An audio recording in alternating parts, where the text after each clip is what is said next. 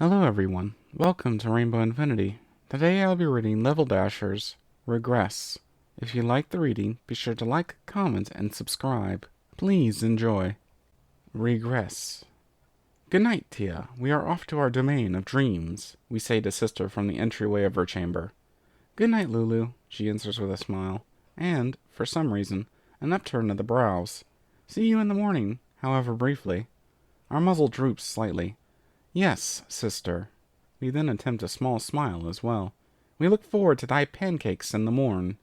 As sister giggles, we add, and we will attempt to stay awake long enough to not drop our face into them once again. Sister lets out a boisterous laugh at the comment. Don't feel bad about it, Lulu. At least now I know you do actually like them. With a quick nod, she adds, we really should thank Starlight Glimmer again for helping us figure out that argument between us. We smile. Indeed. We thanketh thee for the reminder. We shall give her pleasant dreams tonight. I'm sure she would appreciate it. With a nod, we begin closing Sister's door, and repeat, Good night, Tia. Sister rests her head upon her pillow and yawns. Good night, Luna.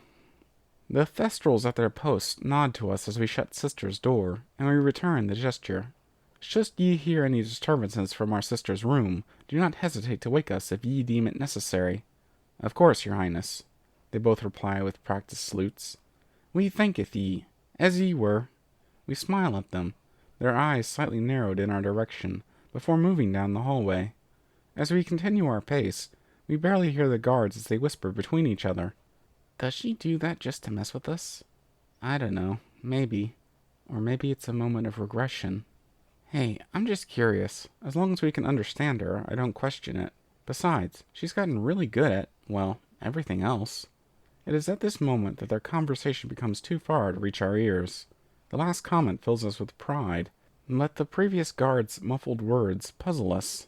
As we approach our own chamber, our guards also give us salutes. Good evening, Your Highness.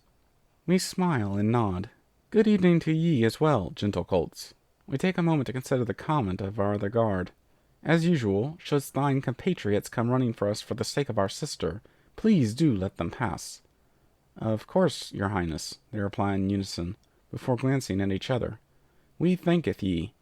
We smirk, confirming our decision to, as 'twas worded, mess with them, and place a light osculation upon each of their cheeks. We are off to commence our duties.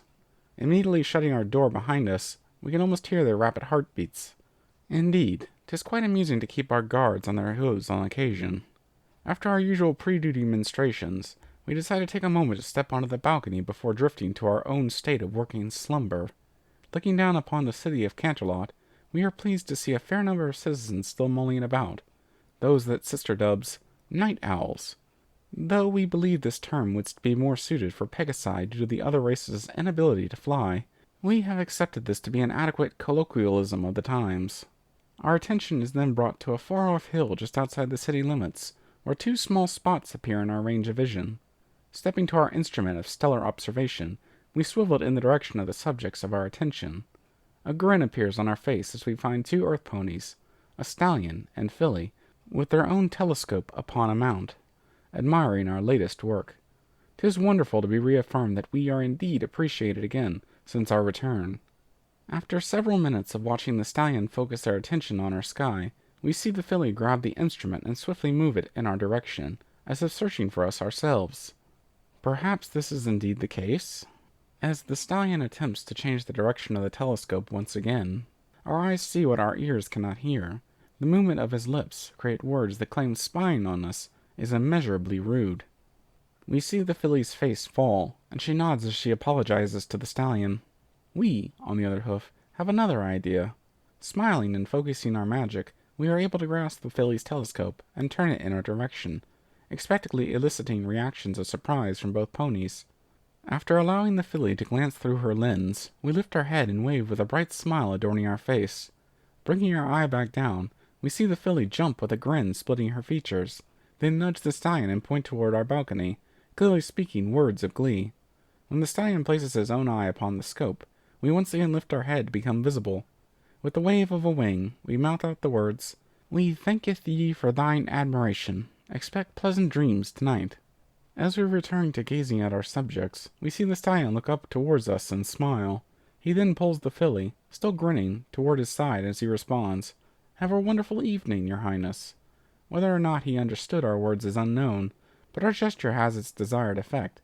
The joy of our subjects is clear. With a contented sigh, we turn and stride back into our chamber, ready to begin our nightly duties. 'Tis certainly a lonesome job, but we are the only one that can do it. As we lay ourselves upon our mattress, our thoughts stray back to the early guard's comment. Depression. 'Tis what he said, is it not? But 'tis simply not true.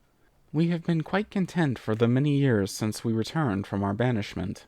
Especially so since Starlight Glimmer helped us resolve that quarrel with Sister. Ah, that does remind us. We must attend to Miss Glimmer's dreams tonight, though not before we solve this matter of... Wait. That's it. We misheard. Regression. How long have I been in this state of mind? Thank you for listening in. I hope you enjoyed the reading. Until next time, stay tuned.